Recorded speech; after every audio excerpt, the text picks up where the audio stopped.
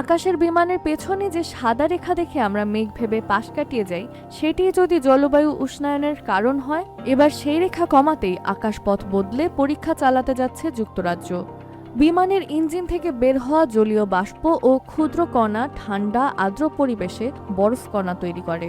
অনুকূল পরিস্থিতিতে এই কণাগুলো ঘন্টার পর ঘন্টা টিকে থেকে মেঘের মতো স্তর তৈরি করে, যা বায়ুমণ্ডলে তাপ আটকে রাখতে পারে।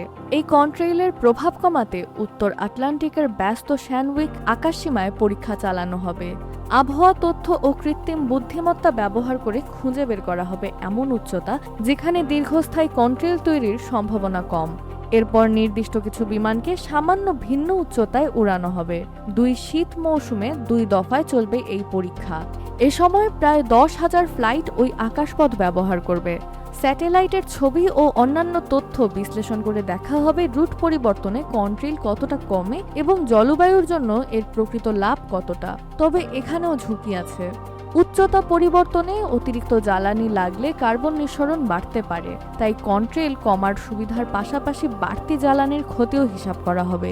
আগের এক পরীক্ষায় কন্ট্রেইল তৈরির পূর্বাভাস ব্যবহার করে 60% বেশি কন্ট্রেইল কমানোর দাবি করা হয়েছিল।